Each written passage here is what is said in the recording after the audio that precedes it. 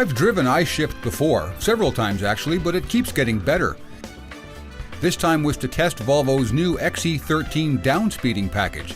But while I was in town, I wanted to experience the full, stress-relieving benefits of I-Shift by doing a little city driving. Who wants to go up and down through all the gears each time you come to a traffic light? Join me now as I take a shift-free tour through the outskirts of Greensboro, North Carolina in an I-Shift equipped and very nicely appointed Volvo VN780.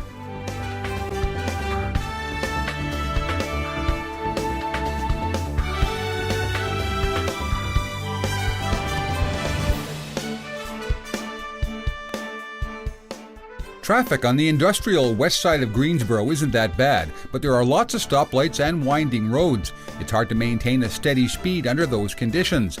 While this third-generation I-Shift worked its magic, I was free to focus on street signs and negotiating turns. That improves safety and reduces driver stress and aggravation. Driving in economy mode, I-Shift changes gears at low RPM so the ride is quiet and smooth. It saves fuel as well. Revving the engine higher than necessary in a stop-and-go environment just wastes a ton of fuel. It downshifts in most gears too while decelerating, and the automatic application of the engine brake helps a bit with brake wear. I-Shift knows which gear to start in and only uses the gears it needs. I often found it skip shifting as long as I wasn't too hard on the throttle pedal. But don't get the wrong impression, I-Shift isn't lazy. When you need get up and go, you've got it. I was impressed by the way I-Shift handles itself in the city, but the clincher was a little performance test we did on a hill not far from Volvo headquarters. While I was arranging the trip down here to put the XE through its paces, Ed Saxman was telling me how he'd put various drivers up against the I-Shift's shifting prowess. He told me no one had ever beaten the thing. Naturally, I took that as a direct challenge and decided to go head-to-head against the I-Shift. Starting from a dead stop, I'd put my foot right into it, making a sharp 90-degree right turn and then head up a slight 2% grade. The finish line was a hydrant just over the crest of a hill. I'd run the course 3 times, once using I-Shift's economy mode, once using its performance mode, and finally, I took my turn against the clock in manual mode where I controlled the shift points. Now we're in econo mode. 3, 2, 1, go. I-Shift's economy mode is designed to reach the highest, most efficient gear as quickly as possible, using the fewest number of gear changes for best possible fuel economy. Under the full power demand in our challenge, I went from 1st to 4th and 4th to 6th, shifting at about 1700 RPM, and then single shifted 7th, 8th, and 9th at about 1300. Go to the fire hydrant sign behind it. I crossed the finish line in 9th gear. Stop.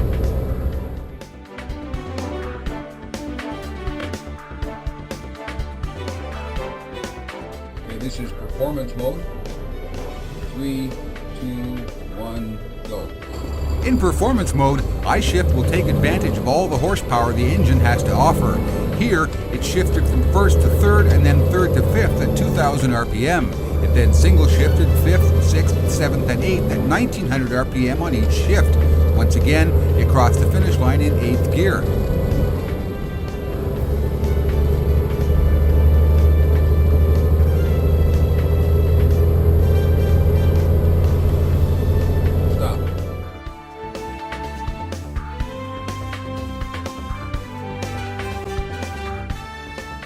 I am bound and determined that despite Ed Saxman's protestations, no driver has ever outperformed the econo mode. Ladies and gentlemen, we're about to see that happen. 3, 2, 1, go. Using what I thought was the best shift timing for optimal performance, my run in manual mode was closer to what I-Shift did in performance mode. I tried unsuccessfully to keep the revs down below 1500 as I single shifted from 2nd to 5th. I was actually closer to 2000 RPM each time. I did manage to skip from 5th to 7th, and I too carried the hill in 8th gear.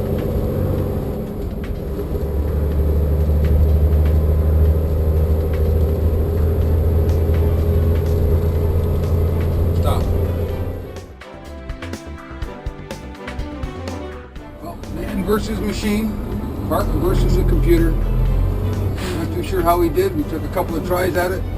I know it's going to be close, but we're not going to know for sure until we check the timing on that one.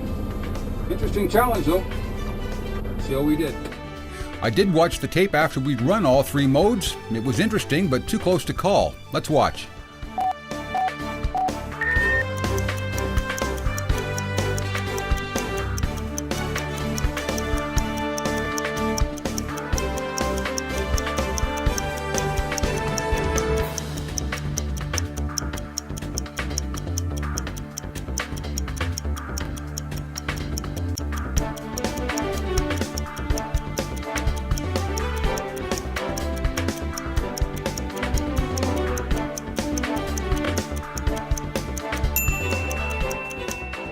So there you have it.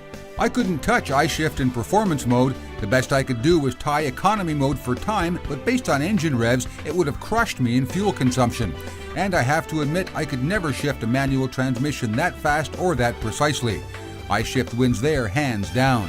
What this little test illustrates is that while performance mode will get you up to speed faster, the extra fuel you burn would hardly be worth it.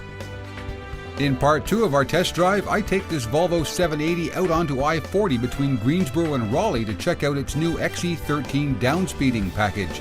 Ed told me about a 3% grade out there he thought would be ideal to illustrate how XE uses 1,750 pound-feet of torque to keep engine revs down while pulling a hill at cruising speed. Don't miss it.